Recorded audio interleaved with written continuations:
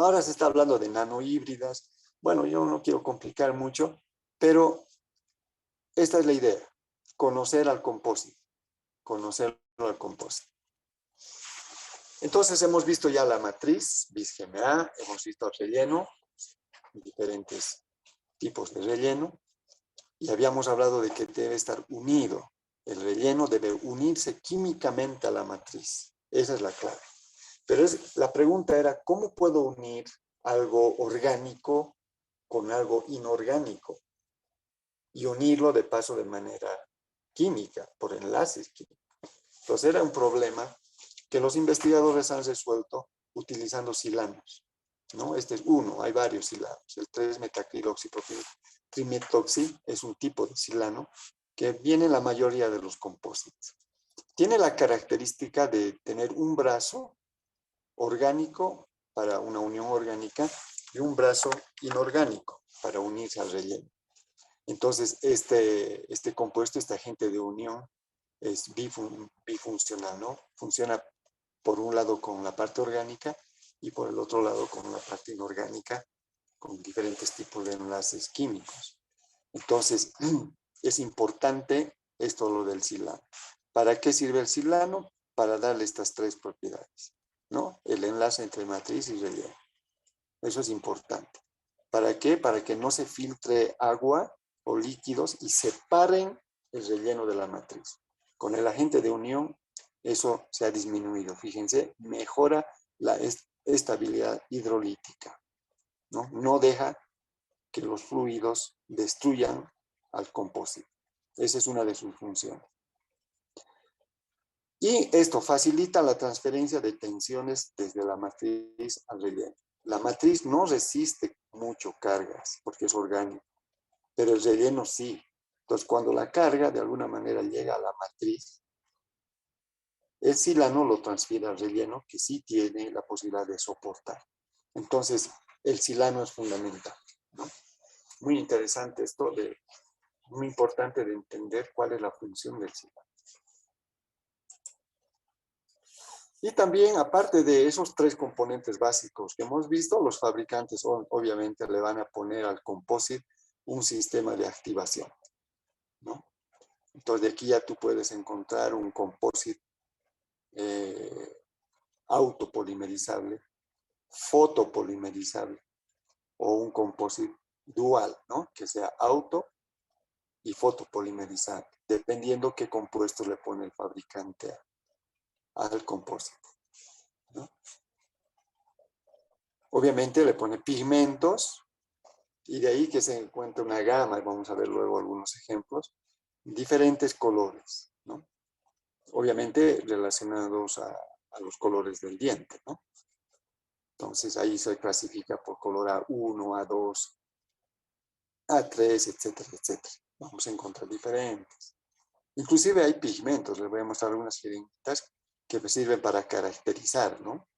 Las jeringuitas de composite que vienen en color rojo, amarillo, blanco, negro, azul, etcétera, que uno va mezclando y obtiene colores para caracterizar un diente y para hacerlo mucho más real, ¿no? Hay la parte artística y algunos que usan pigmentos son artistas, son pintores de dientes y les va muy bien, muy bien. Voy a mostrarles algunos ejemplos. Luego tiene sustancias fluorescentes y elementos radiopacos. Estas sustancias fluorescentes son muy importantes. ¿Por qué? Porque la pieza dentaria, el esmalte fundamentalmente, es fluorescente, tiene ese fenómeno de fluorescencia. Que la fluorescencia nada más es que por acción de la luz visible, es una emisión, mejor dicho, de luz visible. Es decir, podemos ver la luz azul o la violeta, ¿no? Pero no podemos ver la luz ultravioleta. Entonces, la fluorescencia es que cuando llega luz ultravioleta al esmalte, cuando llega luz ultravioleta al esmalte, el esmalte refleja luz visible del color azul o violeta, que sí podemos ver, ¿no? Acá, por ejemplo, este es un diente natural que está alumbrado con luz ultravioleta. Y fíjense, la luz ultravioleta no la vemos, pero el esmalte nos está devolviendo una luz visible. ¿no? Son los matices del azul, del violeta. Y los composites que compramos nosotros deberían tener la misma propiedad de fluorescencia. Por eso les decía que el fabricante, voy a volver atrás, el fabricante le agrega sustancias fluorescentes para que pueda reaccionar igual que el sustrato dentario, ¿no? Por ejemplo, acá voy a mostrarles. Si esta coronita, por ejemplo, hecha o esta restauración, puede ser una carilla o algo de compósito.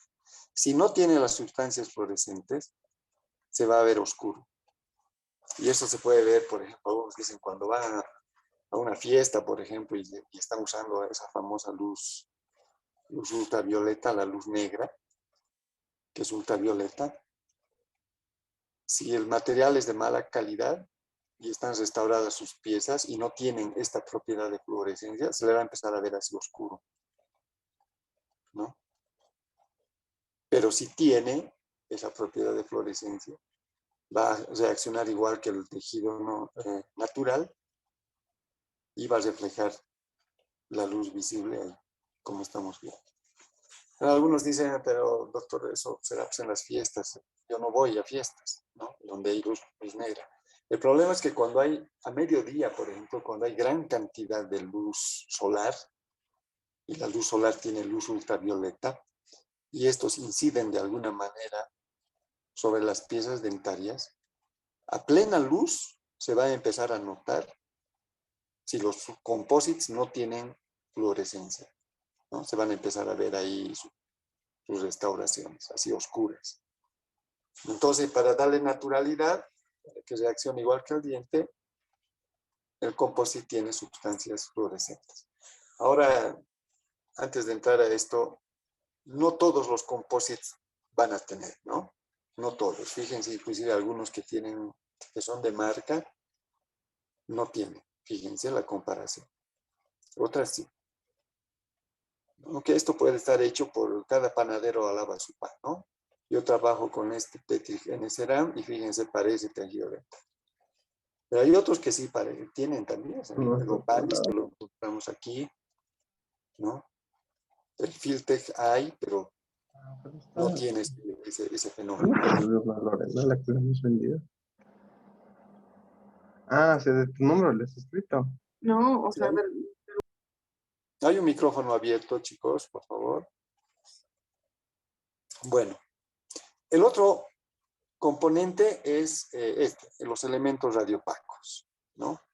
Es decir, que puedan ser detectados cuando hay un estudio radiográfico, ¿no? Fíjense en una radiografía, fácilmente uno puede darse cuenta que es composite o que es esmalte o que es dentina. Entonces, para diagnóstico radiográfico, los composites deben tener elementos radiopacos como bario, como estroncio, etc., ¿no? Cada fabricante pone y agrega para que podamos verlo en la radiografía. Entonces, chicos, esa es la composición química de los composites. Hemos visto ya primero el sustrato dentario. No lo olviden, el esmalte con su estructura y con su composición química. La dentina con su estructura, como hemos visto, y su composición química. Ahora acabamos de ver a los composites. Matriz con relleno, que está unido por un agente de unión tipo silano, al cual el fabricante le agrega elementos radiopacos, pigmentos, sistema de activación, etcétera, etcétera. Entonces, cuando salen al mercado vamos a encontrar diferentes marcas reconocidas que pueden tener todas estas propiedades, ¿no? Tenemos Boco, hay Coltene, nuestro medio 3M, Ivoclar y Vivadent, con la que yo trabajo, existe, ¿no? En el mercado, hay en nuestro mercado. Y fíjense, cuando les hablaba de colores, obviamente esto es solamente la etiqueta roja, ¿no? No vayan a pensar que de aquí va a salir un composite rojo. Simplemente es para diferenciarlos. Todos son colores dentales, ¿no? Entre amarillo y blanco, etcétera, marfil, etcétera, etcétera. También vienen en diferentes presentaciones, vienen en jeringas, ¿no? Con cánulas, diferentes tipos de cánulas. Vienen pequeñas compules, se llaman estas especies de jeringuitas pequeñitas, que se las puede usar en una sola sesión, ¿no? Ahí está, bien. Es un mundo, como les digo, ¿no? Pero cuando uno ve todo esto y dice, uy, todo esto tengo que aprender, no. Tienes que aprender lo que acabo de decir, matriz, relleno, agente de unión y los coadyuvantes. Como hemos visto, pigmento, sustancias fluorescentes, elementos radioopacos, etc. Eso es un compósito. Entonces, cuando tú ves esto y te dicen, esto es un compósito, tú agarras y le llevas todo tu conocimiento acá. Entonces, si yo te pregunto, ¿qué hay en esta jeringa que es un compósito? La respuesta es fácil. Matriz, relleno, agente de unión y sustancias coadyuvantes. Listo. ¿Qué hay en este compule? Tú preguntas, ¿es resina compuesta? Sí, es un compósito. Ah, entonces tiene matriz, relleno, bla, bla. ¿Comprenden? Entonces el fabricante les va a mandar en un kit donde van a venir, aquí fíjense, diferentes colorcitos de diente, A2, A3, B2, etc. ¿No? Acá está, ahorita vamos a hablar del sistema adhesivo. Este es el sistema adhesivo. Este es el composite. Este es el sistema adhesivo. Y este es un colorímetro para ver, comparar con el diente, ¿no? ¿Cuál color le vamos a usar? Por ejemplo, tú pones esta paletita, sacas, comparas y dices, sí, el diente es A2, entonces buscas acá A2 y con este restauras esa pieza. Así vienen los kits. Este es un kit básico, pequeñito, son mucho más grandes, pero este es uno básico. Entonces, fíjense que también les decía que hay pigmentos, ¿no? Este es de la marca Ivoclar, el Tetricolor, ¿no? Este sí es azul, cuando sale es azul. Este es blanco, cuando sale blanco, y este también sale color café, ¿no? Café. Hay también, como les digo, amarillo, hay naranja, son 8 colores que tiene Ivoclar, yo solamente puse 3. Ahora, van a encontrar ustedes diferencia entre la consistencia que tiene el compósito. Algunos vienen con una consistencia masilla, como una masita, ¿no? A la cual se le puede dar una forma. Otros vienen más bien en consistencia fluida, como una especie de consistencia de leche condensada, pero también es compósito. Entonces, fluido o masilla son compósitos. ¿Cuál es la diferencia? Básicamente es la cantidad de relleno. Cuanto más relleno le pones, más densa es la masa. Cuanto menos relleno le pones, más fluida es la masa. Pero químicamente es lo mismo. Químicamente es lo mismo. ¿Está bien? Estos colores, por ejemplo, son altamente fluidos, pero tienen relleno. Entonces son compósitos. Cuando vas a usar un sellador de fosas y fisuras, por ejemplo, ¿es un compósito? Sí, tiene relleno, es un compósito. Entonces tú aplicas todo el conocimiento de compósito a ese material. Entonces vamos a encontrar una infinidad de composites. Algunos son opacos, no dejan pasar la luz. Otros son transparentes, dejan pasar la luz. Otros son translúcidos y otros son pigmentos. Algunos son masillas, otros son flow, etcétera, etcétera. Pero cuando escuches la palabra composite o resina compuesta, nada más andate a lo que hemos hablado ahora y vas a saber muchísimo de cada material. Cuando vayas a un curso, cualquiera, más adelante, si estás ahora en tercero, cuarto, quinto año y has egresado y tomas un curso y se va a hablar de composites, qué sé yo, viene una línea 3M y les invita a un curso, o los de Ivoclar o cualquiera, y venga a un curso y les dicen vamos a presentar y hablar de un composite, tú ya estás llevando todo ese conocimiento previo. No tienen que enseñarte mucho, excepto algunas cositas que ellos consideran que son nuevas, algunas propiedades, nada más. Entonces, estos composites se pueden utilizar, fíjense, vamos a descansar con algunas fotitos. ¿no? Para restauraciones policromáticas, ¿no? Lo puedes usar para el sector posterior. Aquí está otro casito, sacamos la amalgama, fíjense, ya está muy desgastado, está filtrando, etcétera, y ponemos un composite, ¿no? En el sector posterior. También podemos hacer incrustaciones, se pueden hacer incrustaciones, ¿no? Fíjense, acá está el caso, se sacó esto y se hizo una incrustación que se la colocó acá. Se ve bien, ¿no? Quizás para algunos ojos más adiestrados no tanto, pero para otros está bien, está aceptado, ¿no? Era así y quedó así, con su incrustación. Fijado con un sistema adhesivo que lo vamos a ver luego. Acá también para el sector anterior, ahí está, fíjense, con las cavidades y se puede restaurar composta. Ahora, cuando yo miro esto, ¿qué miro? Cuando yo miro esto y digo, aquí hay un composite, sí, no se nota, sí, ya. Finalmente hemos deducido que sí hay un composite. ¿Qué veo? Matriz, relleno, agente de unión, coadyuvantes, ¿no? Tipos de relleno, todo ese conocimiento ya está en mi mente. Entonces, cuando yo veo esto, no veo lo que cualquier otra persona ve. Esa es la idea, esa es la idea. Entonces, cuando veo esto o veo este otro, ¿no? En ortodoncia, por ejemplo, se usa un composite bastante fluido que se usa para fijar los brackets, ¿no? Al sustrato dentario. Entonces, si yo digo, ese adhesivo para fijar brackets, ¿es un composite? Sí, ya todo el conocimiento. Acá en prevención, lo que les decía, sellado de fosas y fisuras. Este sellador de fosas y fisuras, ¿tiene relleno? Sí, tiene relleno. Obviamente muy poco, porque tiene que ser altamente fluido, ¿no? Puede tener 30%, 20% apenas de relleno, ¿no? Pero como es para sellar fosas y fisuras, funciona muy bien. ¿Es un composite? Sí, ya, entonces aplico todos los conocimientos que estoy adquiriendo ahora. Si miro esmalte, ya sé el esmalte, ¿no? Su estructura, su composición química, etc. Fíjense cómo el conocimiento me está llevando a hacer la práctica clínica. Esa es la idea. Y cuanto mayor es tu conocimiento y más firme, mejor es tu práctica clínica. También hay composites para hacer carillas, ¿no? Carillas orgánicas, no carillas cerámicas. Hay carillas cerámicas, pero también hay carillas orgánicas, ¿no? De composite.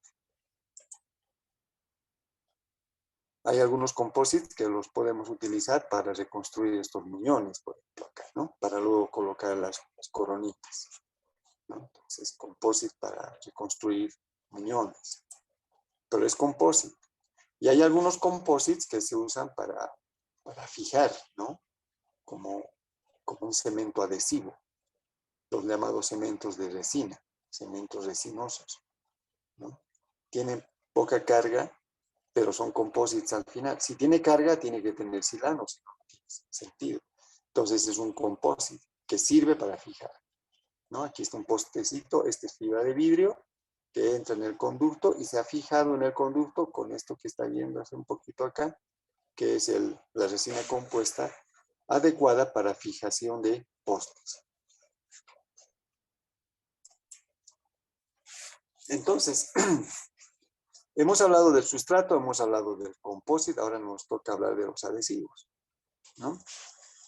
No sé si quieren hacer un pequeño break. ¿Qué hora tenemos? Son las 8 ya. Creo media hora me he tardado en arreglar esta máquina. Pero si quieren, seguimos, chicos. Hacemos un break. ¿Qué dice al auditorio?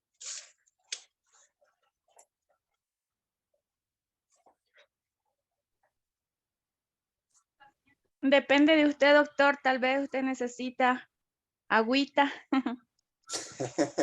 Sí, necesito agüita. ¿Verdad? ¿Tenemos unos 2 minutitos, por favor? Sí, doctor. Doctor. Perfecto. 2 minutos.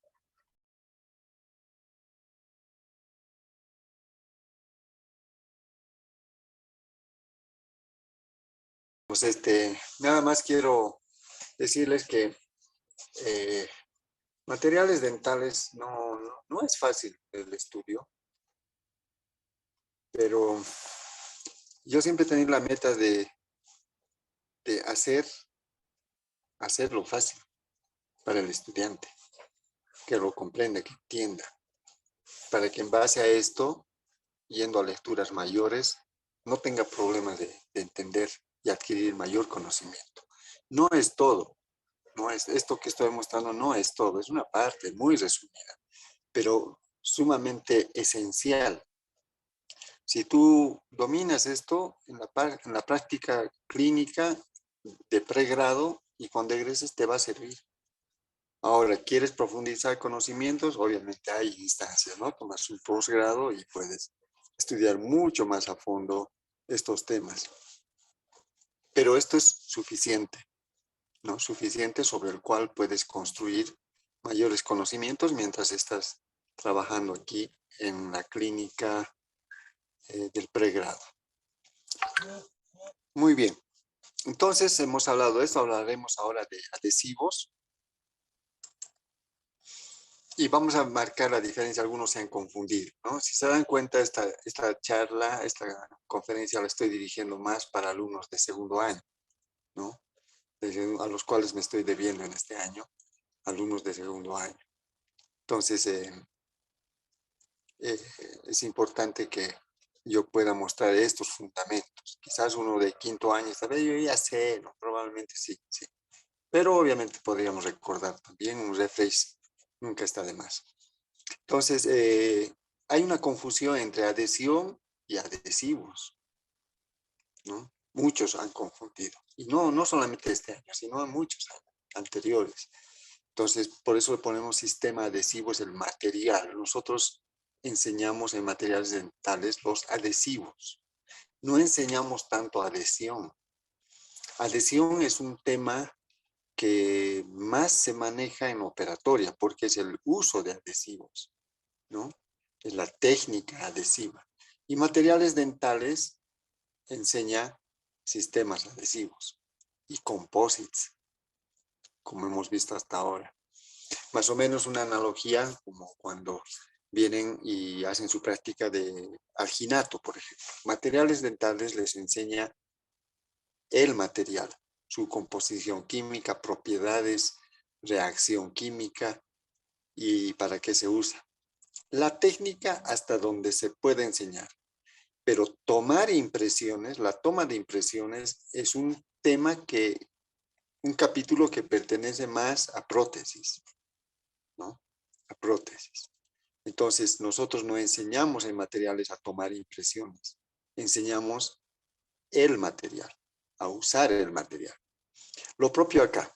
De todas maneras, vamos a hablar de adhesión, que adhesión no es un tema de materiales dentales estrictamente, pero sí lo tomamos porque tampoco podemos enseñar algo sin la aplicación. ¿Está bien? Entonces enseñamos sistemas adhesivos y composites y también enseñamos un poco hasta donde se puede y se deba el uso de los composites y los sistemas adhesivos. Veremos entonces los sistemas adhesivos. Les decía acá que en un pequeño kit vienen los composites, pero también viene su sistema adhesivo, ¿no? Acá está. Este es el sistema adhesivo. Y vamos a ir viéndolos.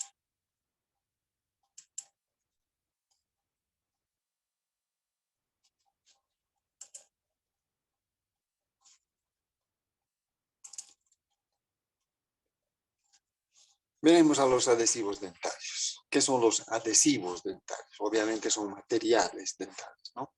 ¿Qué son? Pero son monómeros también. Son monómeros, ¿no? Que se usan para lograr fundamentalmente este tipo de adhesión. Ahorita vamos a analizar micromecánica al sustrato dentario, ¿no? Se pone entre el sustrato dentario y la resina compuesta. Ese es un adhesivo. ¿Está bien? Entonces, un monómero. Ya, primera cosa, monómero. ¿Será composite? Si tiene relleno, podríamos estar hablando de composite. Si no, no. ¿No ve? Simplemente hablaríamos de un monómero. Pero vamos a ver más adelante. Algunos adhesivos sí tienen cierta cantidad de relleno. Los adhesivos llamados adhesivos estructurales. le ponen los fabricantes cierta cantidad de relleno para poder hacer capas un poquito más gruesas y más resistentes, ¿no? Para lograr mejores valores de resistencia adhesiva. Bueno, pero esto, aquí tenemos 2 frasquitos, hay muchos, pero este es entonces un adhesivo. Veremos entonces ahora su composición química, ¿ya? Del sistema adhesivo. Pero para entender la composición química, tenemos que partir de 3 cosas fundamentales, que son los principios de la adhesión. No puedo hablar de adhesivos si no hablo de adhesión, ¿no? Los principios de la adhesión, si quiero lograr adhesión, tengo que cumplir estos 3 principios. Si falla uno de estos 3, no hay adhesión, va a fracasar, la restauración se va a caer, se va a desprender. Y estos 3 son acondicionar, imprimar o impregnar y adherir. Las 3 cosas tengo que lograr. Son los 3 principios fundamentales. ¿Está bien? Para acondicionar, uso un grabador o un acondicionador. Para impregnar, uso un primer o imprimador o impregnador. Y para adherir, uso un adhesivo o un bond. Yo uso más la palabra bond, que es adhesivo también en inglés, pero para marcar un poco la diferencia. ¿Está bien? Bond, primer y el grabador o acondicionador. Entonces, un sistema de adhesivo necesita estos 3 componentes: grabador, primer y bond. ¿Para qué? Para cumplir cada uno su función de acondicionar, de impregnar y de adherir. ¿Está bien? Entonces necesito 3 componentes. Para grabar o acondicionar, obviamente voy a usar sustancias ácidas. ¿Está bien? Sustancias ácidas. Hay fuertes y hay débiles. Para impregnar, uso un monómero hidrófilo. Y para adherir, un monómero hidrófugo. Voy a clasificar así, aunque hay una parte que es importante. La pregunta dice, ¿cómo se une el primer al bond? Si uno es hidrófilo y el otro es hidrófugo. Entonces, son moléculas bifuncionales que tienen una especie de un brazo hidrófilo y un brazo hidrófugo, algo así más o menos. Pero no quiero complicar, porque cuando hablo de eso ya el estudiante siempre se confunde y luego se olvida y dice, bueno, ya me he olvidado, para que ya repasar siquiera. Entonces, para no confundir, vamos a decir que usamos sustancias ácidas para grabar, un monómero hidrófilo para impregnar y un bond para adherir.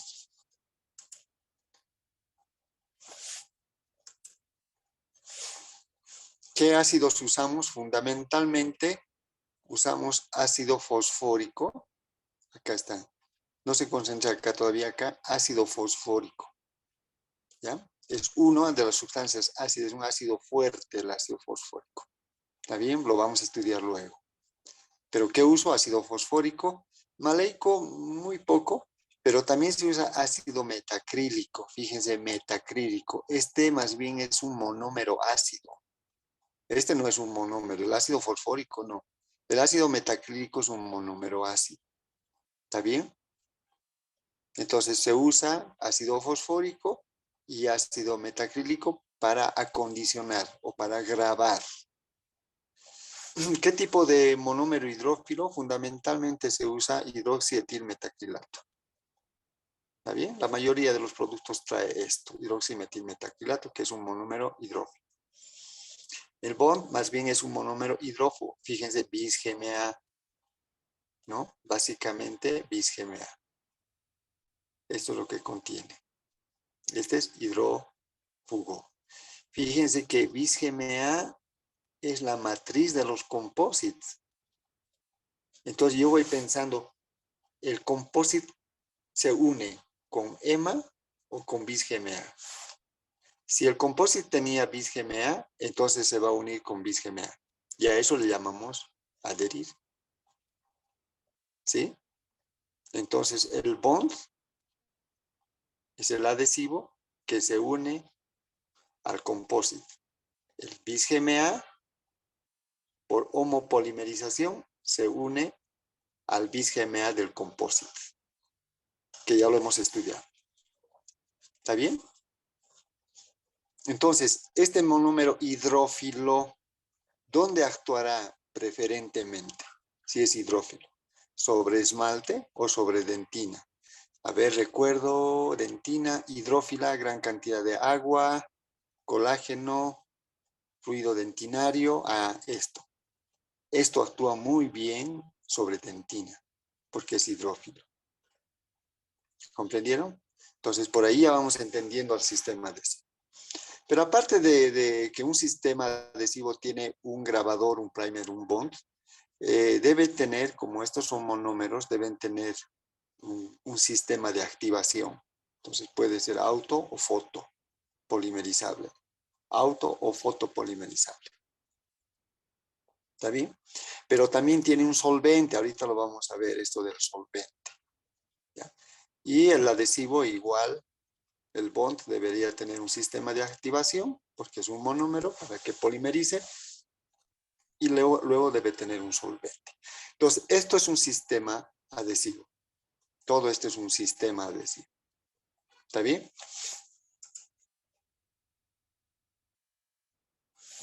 Entonces, hemos visto su composición, ahora veremos su clasificación. Y está fácil eso. Los sistemas adhesivos se pueden clasificar por su sistema de activación. ¿Recuerdan? Tiene su sistema de activación.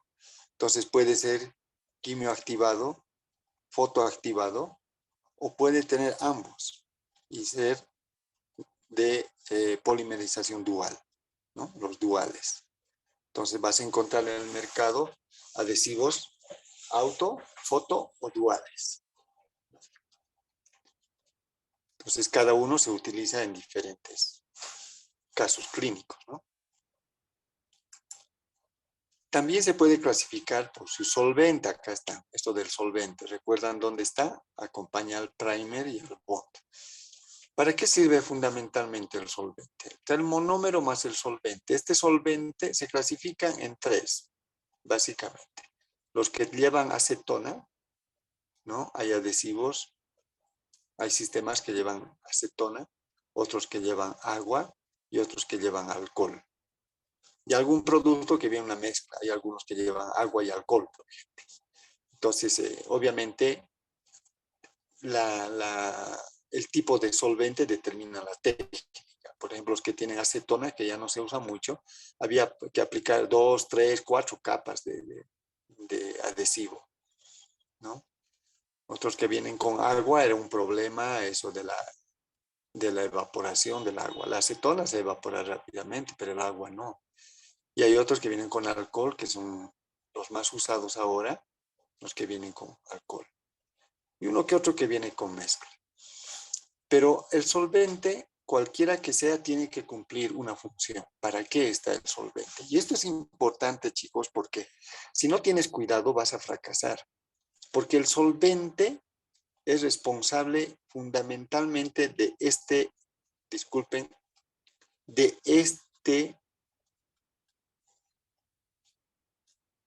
¿dónde está?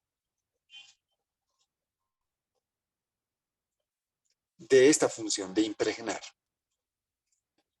El solvente es responsable de la imprimación, de la impregnación. Y habíamos dicho que si falta uno de estos tres, no hay adhesión. Por lo tanto, si no hay solvente, no hay imprimación. Y si no hay imprimación, no hay adhesión. Se fracasa, ¿no? Entonces, el solvente es importante, ¿por qué? Porque actúa como un vehículo. Un vehículo que transporta al monómero dentro del sustrato grabado. ¿Está bien? Repito, el solvente actúa como un vehículo que lleva al monómero y lo introduce dentro del sustrato grabado. Primero se graba y luego se imprima. Después de usar el ácido, hay que impregnar. Y la imprimación, la impregnación se da gracias al solvente. ¿Está bien? Ahora, ¿qué es lo que pasa en algunos casos? Como estos vienen en frasquitos que contienen acetona o alcohol.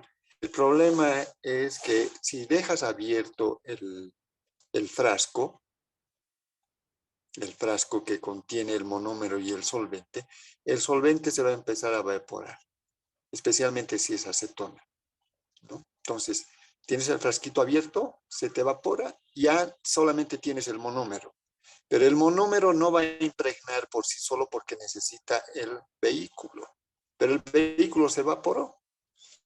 Y este es un problema que se da en clínicas o en el consultorio, porque algunos dispensan el adhesivo en una loseta de vidrio o en un vasito, DAPEN. Una gota ponen y lo llevan a su sillón. Y ahí está la gotita del adhesivo expuesta al medio ambiente donde se va evaporando el solvente. No se seca el adhesivo, solamente se evaporó la acetona, el monómero sigue ahí fluido, líquido. Entonces, ingenuamente, el operador agarra y aplica el monómero sobre el sustrato grabado.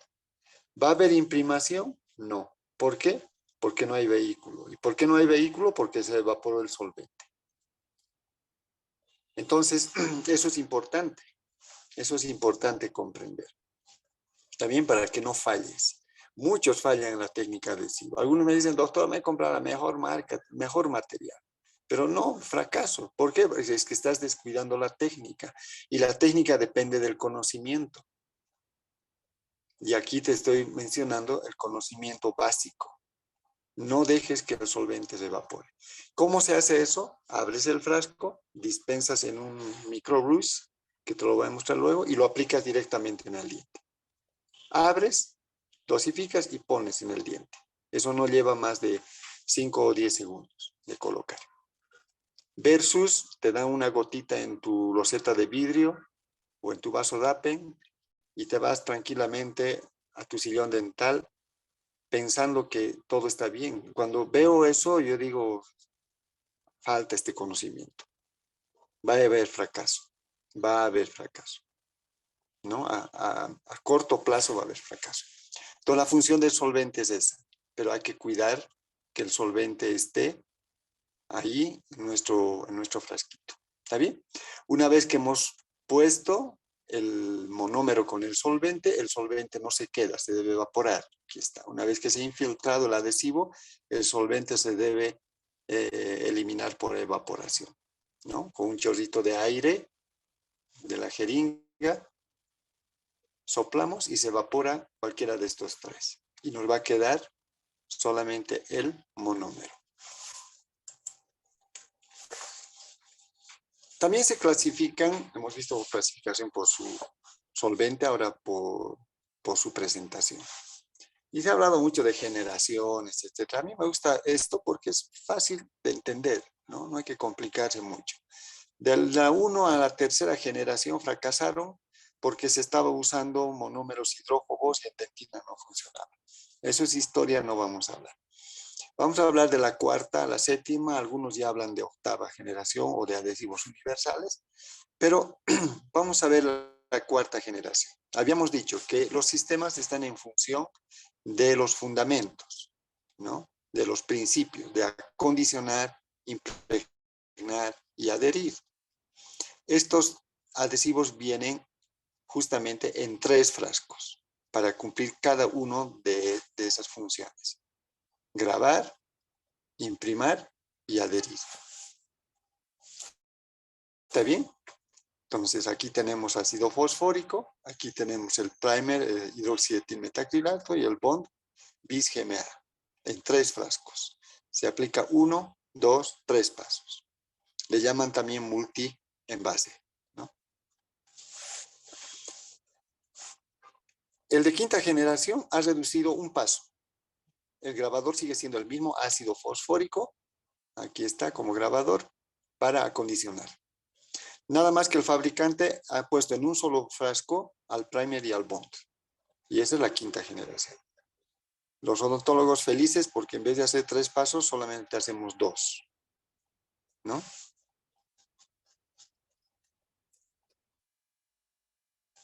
Los de sexta generación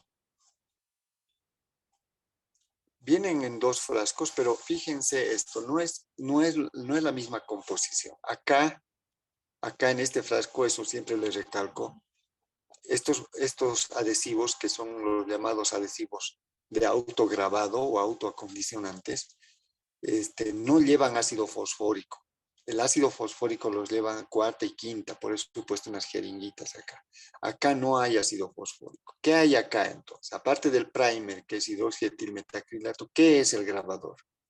Lo que les había mostrado antes, ¿no? Ácido metacrílico, un monómero ácido. Un monómero ácido. Entonces el fabricante mezcla en un frasco el monómero ácido y la hidroxietilmetacrilato y ahí está. Y en el otro frasco está el bond. Bis-GMA. Igual 2 pasos, muy poca gente lo usa porque ha salido el de séptima generación, porque todo viene en uno solo, ¿no? En uno solo. En un frasco viene el grabador, el primer y el bond. Igual que los de sexta son de autograbado, por lo tanto no llevan ácido fosfórico. No llevan ácido fosfórico. Acá está ácido metacrílico, EMA y bis-GMA, con sistema de activación y su solvente ahí, que puede ser agua, alcohol o acetona. ¿Está bien? Ahí está en un solo frasco. Entonces algunos dicen, ucha, que hemos avanzado mucho porque ahora con un solo frasquito hago todo.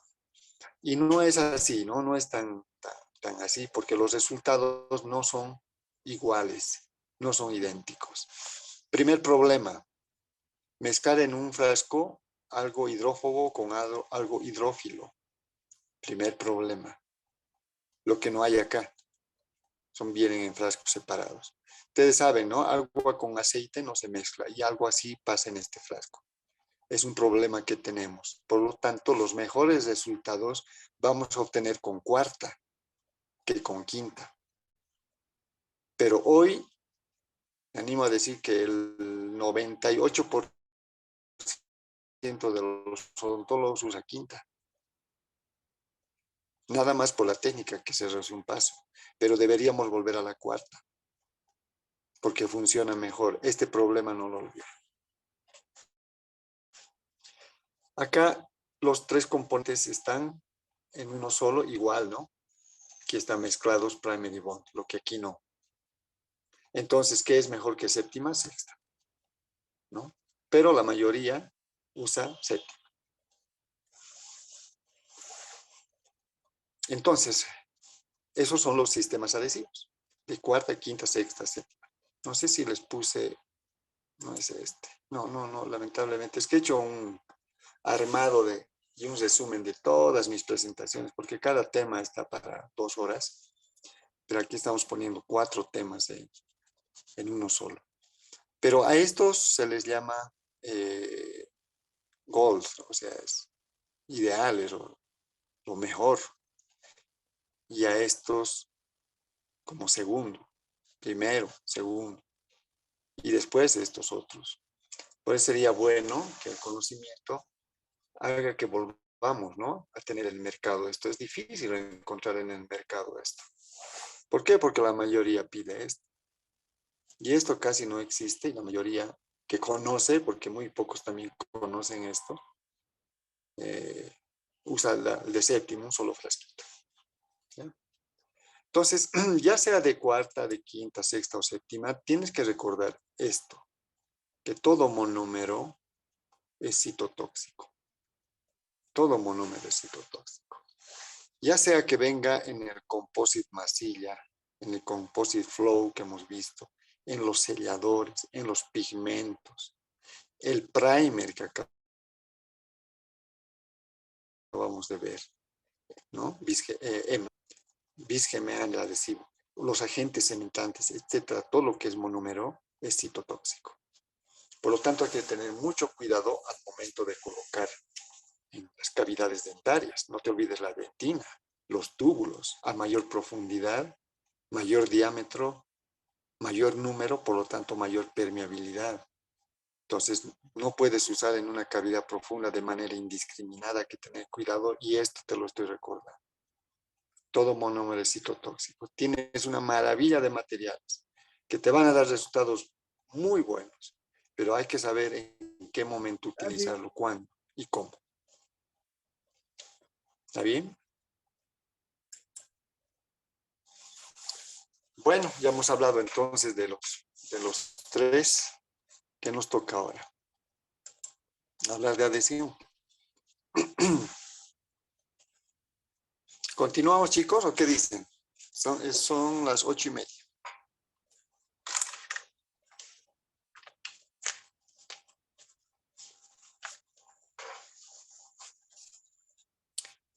Ya media hora más. Ya vamos adelante, ¿no? Ya que hemos agarrado ritmo, le meteremos. Es una fotito que me he tomado ayer. No, mentira, es una foto antigua esa. Esta también es una foto antigua. Me gusta mostrarla porque es nuestro laboratorio, ¿no? El de materiales. Así nos disfrazábamos para pasar clases. Bien bonito. Ojalá ya podamos volver otra vez. No me acuerdo qué gestión he sacado esta foto.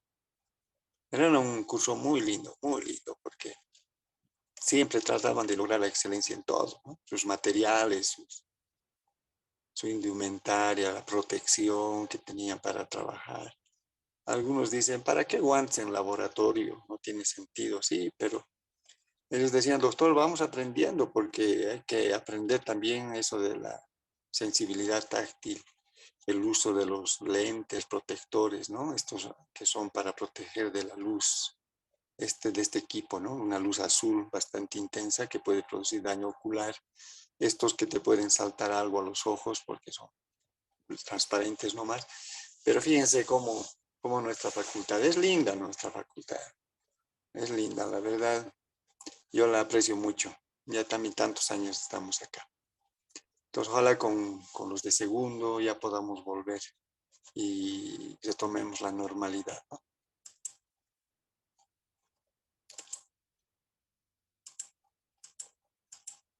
Bueno, hablaremos de adhesión. Este texto es importante, ¿no? Porque dice en adhesión, porque ahora ya estamos integrando todos los conocimientos, no basta con conocer los atributos de los materiales y de los tejidos dentarios. Ya hemos hablado de tejidos dentarios, de los materiales, composites y adhesivos. Pero lo que yo tengo que saber ahora es la relación que se establece entre ellos. Adhesión, ¿habrá siempre adhesión? Tengo esta restauración acá, si se fijan. Recién terminadita está, todavía está con la goma. Yo me pregunto, ¿qué relación hay entre el composite usado,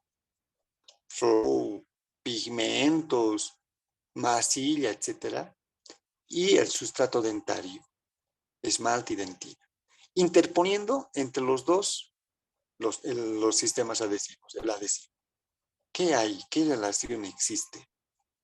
¿No es cierto? Por ejemplo, aquí podemos ver dentina y aquí podemos ver el adhesivo.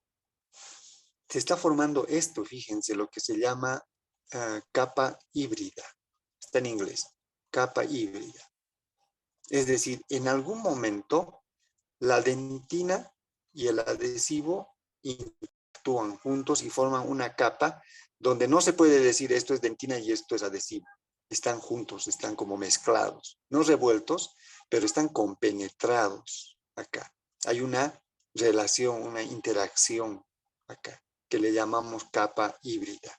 Y esta es la clave, chicos. Ustedes tienen que lograr la hibridación del sustrato dentario. ¿Está bien? Que el adhesivo penetre en el sustrato esmalte o dentina y forme una capa híbrida, que la vamos a ir viendo. Por ejemplo, cuando hacemos una amalgama, común y corriente, podemos decir, este es el límite de la amalgama, hay un espacio, una interfase, obviamente muy delgadita, micrométrica, y ahí a partir de ahí empieza el esmalte o la dentina. Listo. No hay aquí una capa híbrida, ¿no? No hay una capa híbrida acá, como puede haber acá cuando he usado adhesivos. Ahora hay amalgamas adhesivas, que no voy a hablar de eso. Vienen amalgamas con su adhesivo, ¿no? Las llamadas amalgamas adhesivas, que personalmente nunca las he podido ver siquiera. No sé si han llegado al mercado acá, pero teóricamente hay. Pero lo que sí hemos hecho era que hemos puesto amalgama en contacto con esmalte y dentina sin poner nada de por medio. Nada. En cambio acá sí, ¿no? Hemos usado sistema adhesivo, que podría ser de quinta o de séptima, ya han visto, pero se ha usado un adhesivo. Aquí hay una interacción, ¿no? Una hibridación, una capa muy, muy finita, muy delgadita, micrométrica, puede medir 20 micrómetros. 20 micrómetros, o en dentina 1 a 5 micrómetros. Son capas sumamente delgaditas, que las vamos a ir viendo. Pero entonces decimos que hay adhesión, ¿no? Adhesión hay también en las amalgamas, porque esta amalgama está adherida al esmalte y a la dentina. Y este composite también, ¿no? Pero ¿qué tipo de adhesión vamos a marcar la diferencia? Todos los tipos de adhesión, decimos que hay una adhesión primero mecánica. ¿Qué es la adhesión mecánica? Cuando una de las partes penetra en las anfractuosidades de la otra, ¿no? Y quedan ancladas, trabadas. Esto ya no se puede separar. Una vez que este material entró en estado plástico y lo endurecemos, ya no se puede separar. A eso le llamamos una adhesión mecánica. Dependiendo del tamaño de la traba, si es milimétrica, hablaremos de macroscópica. Pero si es micrométrica, hablamos de adhesión mecánica microscópica, ¿no? Entonces, ¿qué tipo de trabas mecánicas vamos a hacer? Que se vean macroscópica o que no se vean microscópica. Pero también hay una adhesión diferente, que es la adhesión específica. Esta adhesión es propia más de los ionómeros, ¿no? Donde el material, acá por ejemplo, acá está el calcio de la hidroxiapatita, lo que ven en rosado, que se está uniendo el calcio por enlaces químicos con los grupos fosfato, acá, y haciendo enlaces. Pueden ser enlaces covalentes iónicos o enlaces de Van der Waals, cualquier tipo de enlace químico. A eso le llamamos adhesión específica. Entonces tenemos adhesión mecánica, macro o microscópica, y adhesión específica, que son con enlaces, ¿no? Algunos le llaman enlace químico cuando es covalente iónico. Y le llaman enlace físico cuando es Van der Waals, porque estas fuerzas son electromagnéticas, ¿no?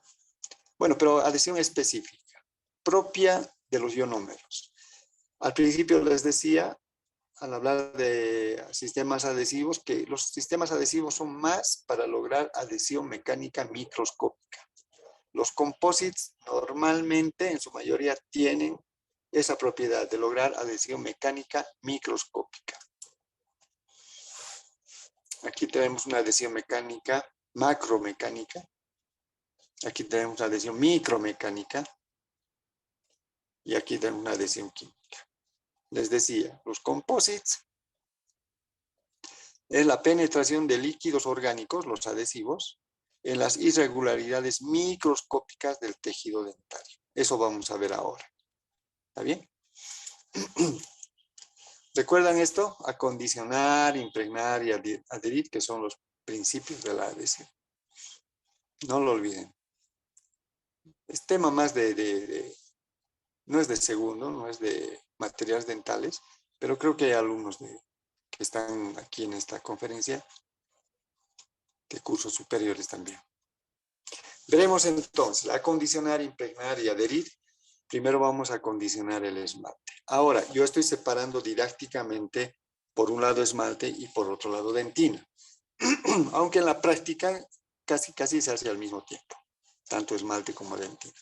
Pero estamos para entender separando. Acondicionamiento del esmalte.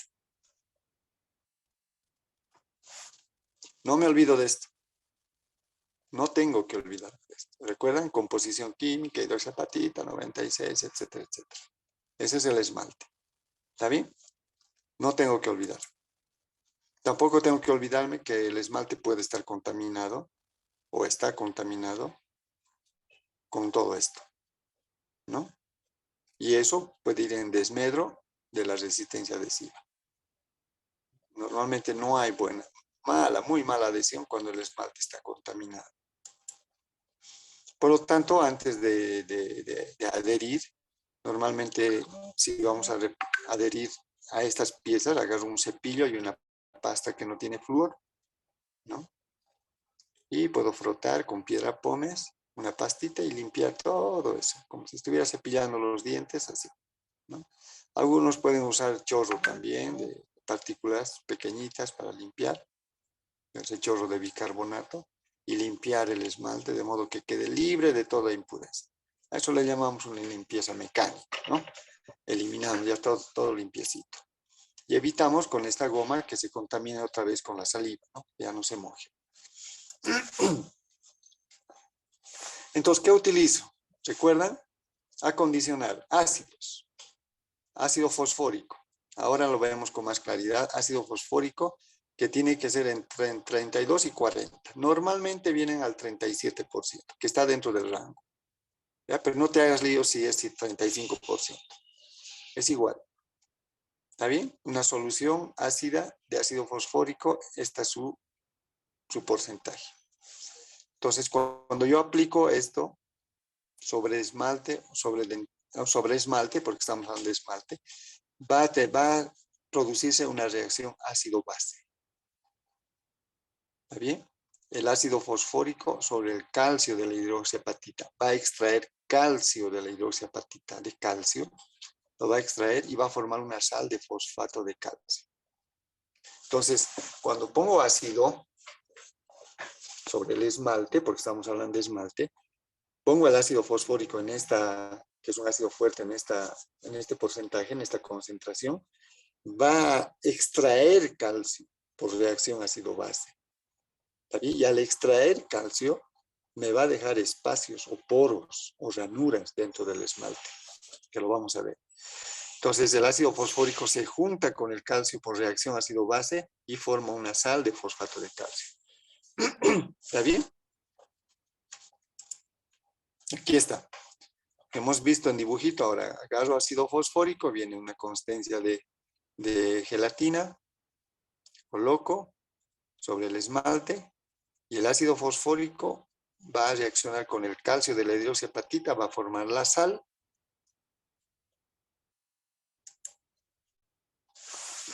Además de eso, si hemos cortado el esmalte, sobre el esmalte se ven unas partículas que se llaman barro adamantino, o barro del esmalte, Smith layer le llaman algunos, que lo va a limpiar también el ácido y nos va a dejar un esmalte bien limpiecito, ¿no? Aparte de limpiar esta superficie que hemos cortado, digamos, con las fresas, hemos tallado, lo va a limpiar, pero también va a extraer calcio, que es lo que más nos importa. Aparte de limpiar de toda impureza, de todas estas impurezas, va a extraer calcio. Fíjense cómo va a darse eso. ¿Recuerdan la forma de los prismas? Cabeza, cuello, cola. Ahí están, como butacas de cine colocadas.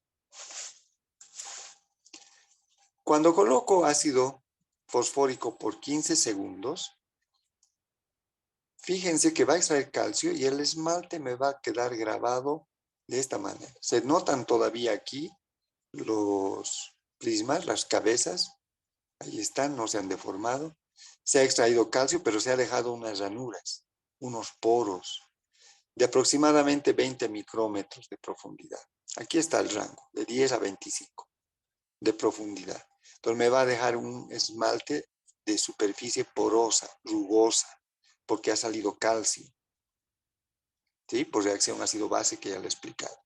Un diámetro, aquí está su diámetro. No son muy anchos, ¿no? De un micrómetro, 2 micrómetros y una profundidad de 20 micrómetros. Aquí está. En algunos esmaltes puede darse un patrón de grabado, le llamamos a esto, de tipo 2, que son un poquito más profundos, un poquito más anchos, pero si finalmente se sigue viendo la forma de los prismas del corte transversal. Pero en el tipo 2, fíjense acá, la flechita indica que el calcio que está en el núcleo, en la parte central, también ha sido extraído. Fíjense, ¿no? Como hueca. Entonces, ¿cómo diferencio los tipos de grabado? Por esto. En 15 segundos de aplicación, voy a ir atrás. 15 segundos, coloco esto, es suficiente para poder grabar, primero, para poder limpiar impurezas y para poder grabar el esmalte. De esta manera. Si me excedo en el tiempo y coloco más de 30 segundos, por ejemplo, voy a tener un patrón de grabado del tipo 3, que me van a dar poros o surcos de menor profundidad y de mayor diámetro. Ojo con eso. No es de ponerle nomás ahí y no controlar. Tenemos un reloj y siempre les enseño a mis alumnos, mira el reloj, mira el reloj. No es pin 1, pin 2, pin 3, disculpen, pero a veces el estudiante ahí está, ¿no? Contando mentalmente, ¿no? Hay un relojito, hay que mirarlo nada más para contar los 15 segundos. ¿Por qué? ¿Por qué es importante?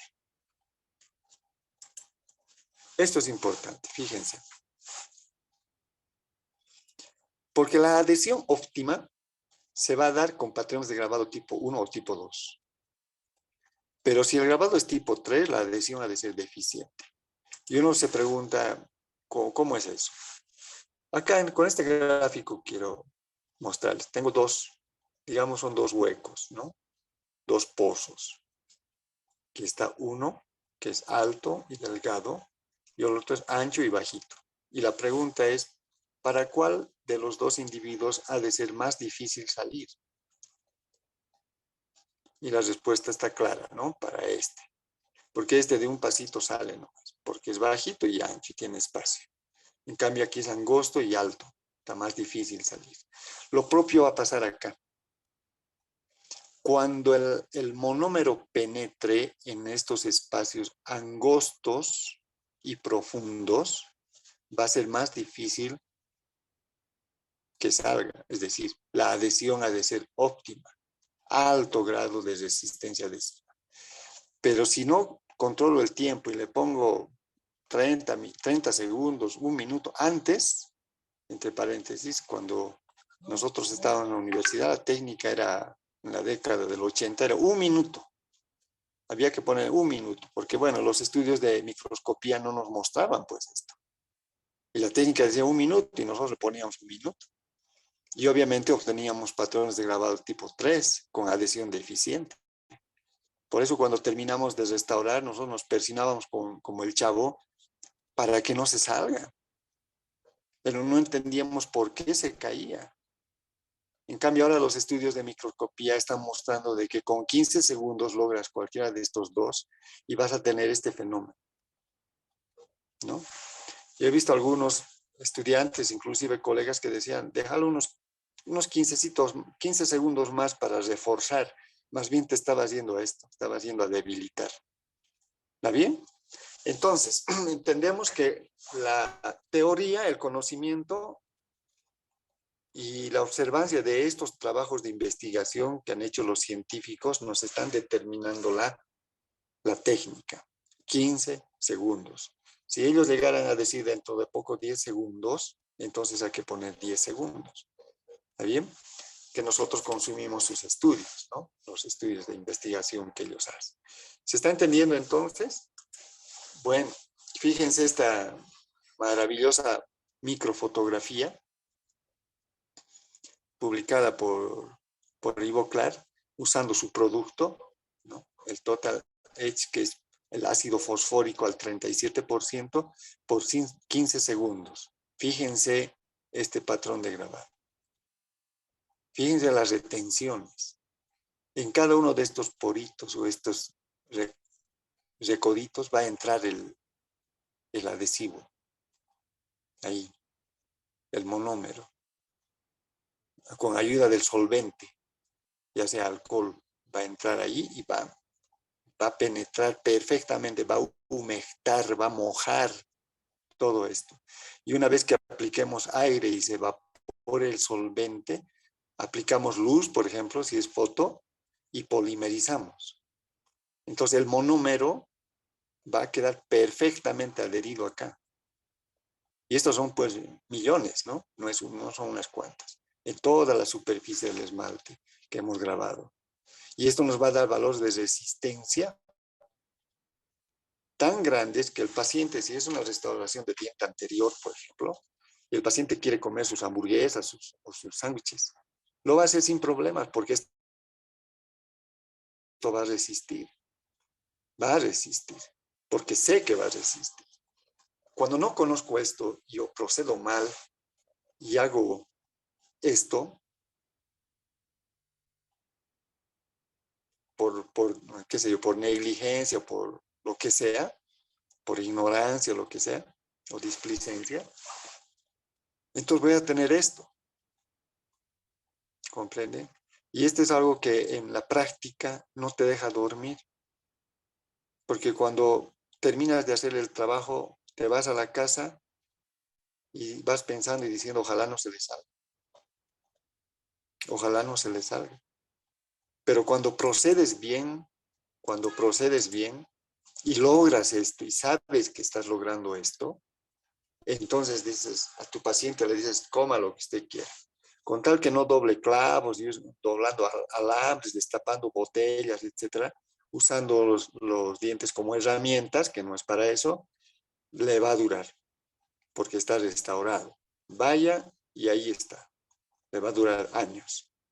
Y entonces tú garantizas un trabajo bien hecho, bien ejecutado, fruto del conocimiento que tienes, ¿no? La destreza manual, un poquito al principio, ¿no? Siempre en cada cosa que aprendemos lo hacemos lentito, todo eso. Pero con el tiempo nos volvemos tan diestros, pero esa destreza manual tiene que ir acompañada siempre de conocimiento, de un conocimiento profundo y esencial como te estoy mostrando. Entonces, después de que has aplicado el ácido por 15 segundos, tienes que eliminar el ácido, ¿no? Y la sal. Algunos están distraídos, ¿no? Por lo menos apáguenlo, por favor. Entonces el ácido, el exceso de ácido se aspira y también va a salir aquí la sal, ¿no? El fosfato de calcio va a salir. Aspiras, ahí tienes tus suctores en el consultorio. Aspiras y después de aspirar, lavas, ¿no? Con agua en chorro y spray. Lavas muy bien. Con eso vas a eliminar todos los restos de ácido y las sales, ¿no? Acá está, por ejemplo, en esta pieza, estamos aplicando chorro y luego spray, ¿no? Mezcla de aire con agua que elimina suavemente, pero eficazmente. Quiero que solo te grabes los labios. Otra conferencia creo que es.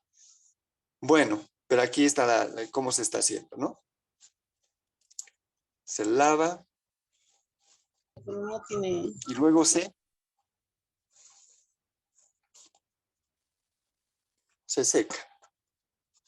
Estamos hablando de esmalte, ¿no? Estamos en esmalte. Se seca bien, puede ser 5 o 10 segundos, se seca con aire presurizado. Obviamente tiene que ser limpio, ¿no? Viene a través de un filtro, sin humedad y tiene que ser frío. Aunque algunos dicen aire tibio, pero yo prefiero simplemente aire frío. Tiene que estar el esmalte, tiene que estar bien seco. Seco. ¿Está bien? Estamos hablando de esmalte. Y listo, ese esmalte que está seco, aquí está, estamos secando el esmalte, que está seco. Después de secar podemos ver estos resultados. Digo podemos en lo siguiente. Obviamente, dependiendo del tiempo que has puesto, vas a tener el patrón de grabado 1, 2 o 3. Esto ya hemos visto. Es microscópico, no lo vas a ver. Pero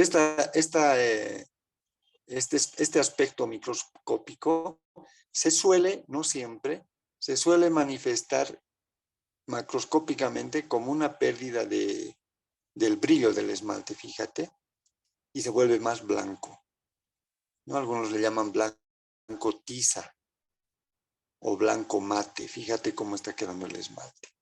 Entonces le está mostrando al operador que esta es la superficie que está acondicionada, así. Pero no siempre es tan evidente como en esta foto, ¿no? No siempre. Cuidado, pongas 15. No veo otros 15 más, ¿no? Y hasta lograr esto, no siempre. Pon 15 y se va a ver, por lo menos va a haber pérdida de brillo. Tal vez no siempre blanco mate. Pero es algo que sí se podría ver. Esos son los resultados. Entonces, una vez que ya está el esmalte, como te he mostrado, las microfotografías, agarras tu frasquito. Este es un frasquito de 5ª generación, donde está el primer y el bond. Con un micro brush, que es esta brochita, sin demorar, abres, dosificas y aplicas. ¿Recuerdas? El solvente no debe evaporarse. Rápidamente. Se abre, se carga y se aplica. Y se frota sobre la superficie del esmalte. ¿Está bien? Para lograr la impregnación. La imprimación.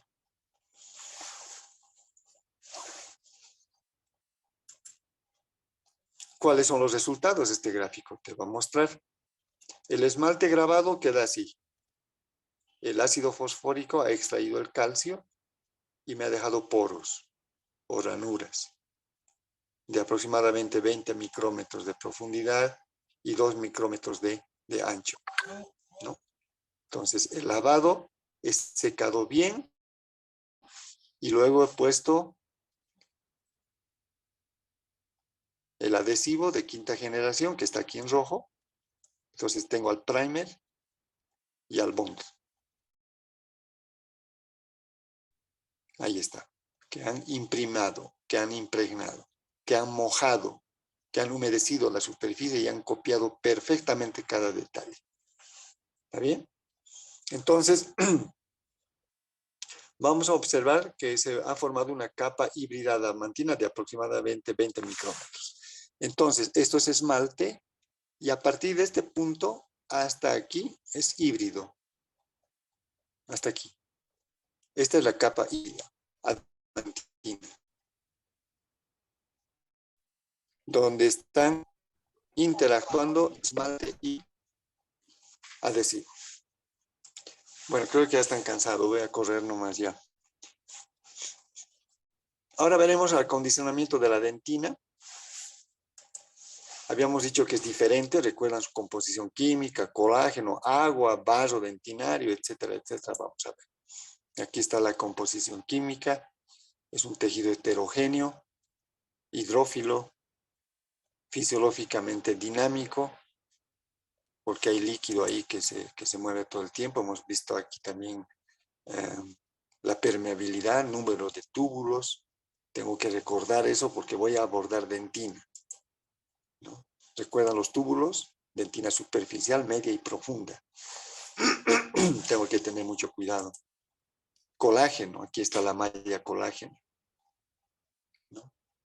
Dentro de esta malla, en la luz de cada malla, acá están los cristales de hidroxiapatita, ahí adentro. Los túbulos, ¿recuerdan? Con la linfa dentinaria, con el fluido dentinario, aquí está los odontoblastos, la prolongación del citoplasma en 1/3 del túbulo. No es seco y no está vacío. Y lo peor es que hay posibilidad de que el fluido salga, ¿no? Como está a presión, es como cuando el esmalte está tapando los túbulos, esto es como un grifo. Si tú vas a tu grifo qué sé yo, del baño y abres, va a salir agua a presión. Cierras y taponas, pero adentro el agua está a presión. Igual el líquido en los túbulos está bajo una presión, aquí está, una presión intrapulpar positiva. Aquí hay presión. Cuando sale el esmalte o cortas con fresa la dentina, el líquido empieza a salir porque estaba bajo presión, ¿no? Entonces hay que tener mucho cuidado con eso también. Esto va a ir en desmedro de la adhesión, pues, ¿no? Superficie mojada. Recordar que después de cortar la dentina, después de pasar la fresa, la dentina, con el afán de eliminar tejido cariado, voy a dejar en la superficie, producto del fresado, una capa que se le llama barro o lodo dentinario, ¿no? Diferentes nombres tiene, aquí está, fíjense. Por ejemplo, Skinner le llamaba capa superficial de productos residuales, ¿no? Con que digas barro o lodo dentinario es suficiente, que es una dentina deformada y estirada producto del fresado, que se pega firmemente a la dentina subyacente. Aquí está. Este barro puede ser on, le llaman al que está en la superficie, aquí está bien en la superficie, o barro in, o smear in, el que se penetra en el túbulo. Aquí está, este es in y este sería on. Este barrito. Fíjate, la dentina es diferente y hay que tener mucho cuidado acá. Yo separaría de la siguiente manera. Para lograr resistencia adhesiva y no se caiga la restauración, tengo que pensar mucho en el esmalte. Cantidad de esmalte, bien acondicionado, bien imprimado el esmalte, porque quiero resistencia adhesiva. Pero cuando hablo de dentina, ya no hablo tanto de resistencia adhesiva, que sí me va a apoyar. Lo que sí tengo que ver acá es la biocompatibilidad. La biocompatibilidad. Recuerda, todo monómero citotóxico, tengo que pensar que cada túbulo es un camino a la pulpa, y si yo pongo un monómero acá, se me puede ir a la pulpa y puede producir lesión pulpar. Peor si mi dentina es profunda, ¿no? Entonces, cuando hablo de dentina, más tengo que pensar en biocompatibilidad. Fíjense, aquí está el barro, así se ve en la superficie, la fresa ha pasado acá y me ha dejado todo este barro, fíjate, ¿no? Qué lindas microfotografías hechas por científicos. Acá está otra, fíjense, aquí está el barro, el on, aquí está el in que se mete en el túbulo, ¿no? Fruto del freso. Ahora uno dice, ¿será bueno eliminar el barro o dejarlo el barro?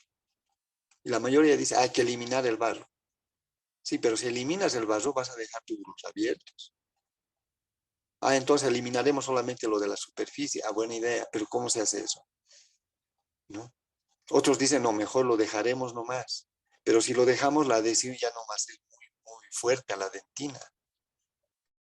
Sí, no va a ser muy fuerte a la dentina, pero va a ser muy fuerte al esmalte. Entonces uno va jugando, de acuerdo al caso clínico, ¿qué decisión va a tomar? ¿Eliminar el barro o dejar el barro ahí? ¿No? Tratarlo al barro, acondicionarlo al barro. Entonces son dos técnicas diferentes que las vamos a ver ya para terminar. La pregunta será, ¿elimino el barro o lo trato?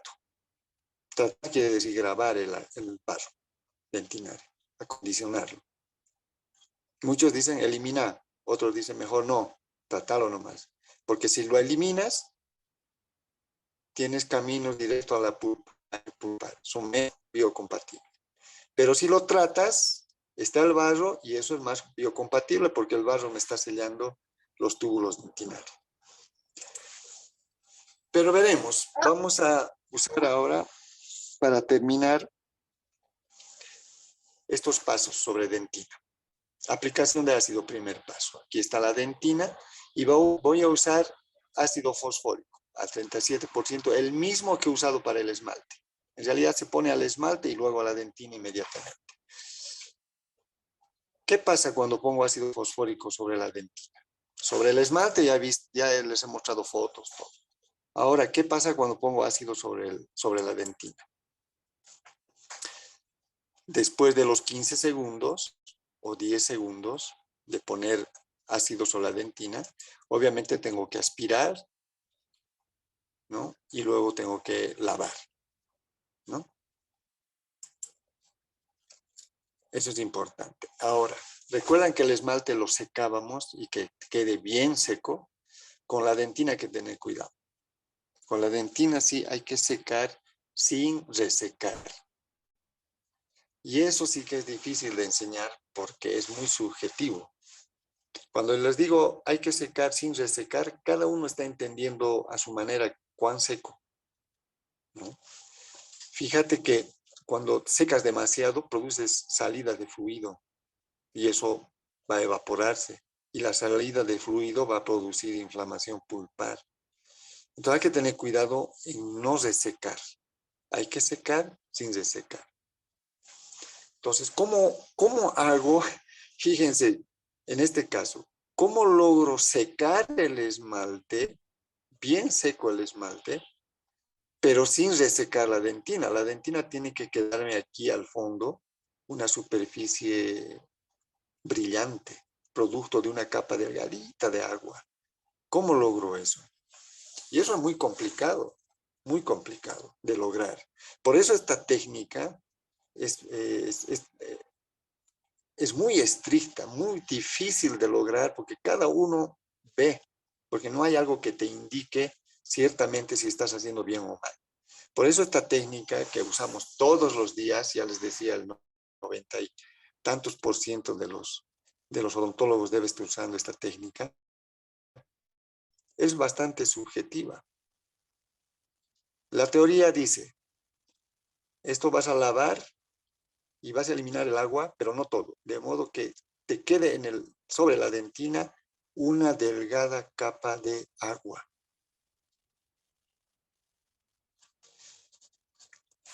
Ahora, cada uno debe estar entendiendo eso. Por eso es subjetivo, ¿no? Cada quien interpreta. Pero lo cierto es que después de lavar y de secar, así te va a quedar la dentina.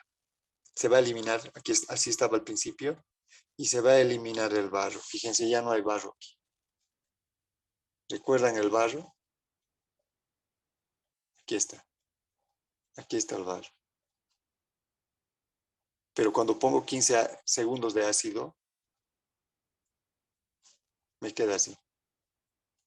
Túbulos abiertos, por un lado. Gran cantidad de túbulos abiertos. El barro se fue. El in se fue. El on también se fue.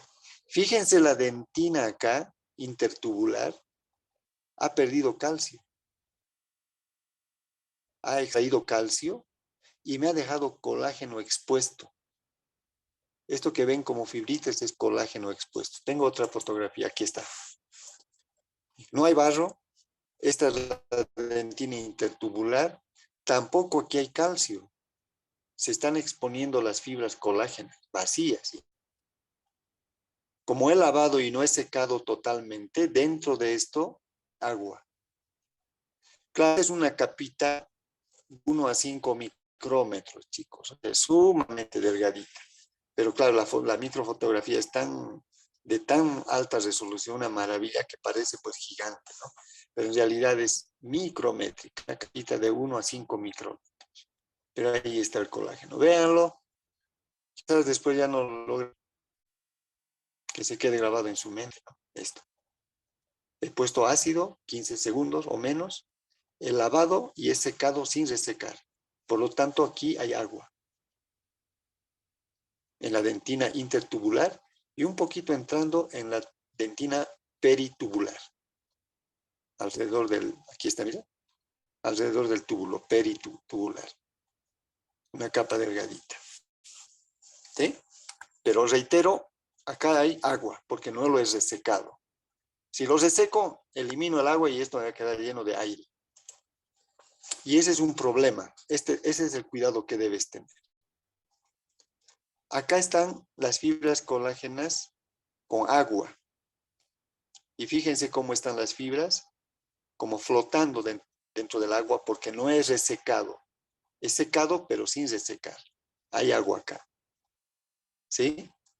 Si yo no controlo el secado y pongo más aire y seco, estas fibras que están flotando en el agua se van a colapsar, se van a caer.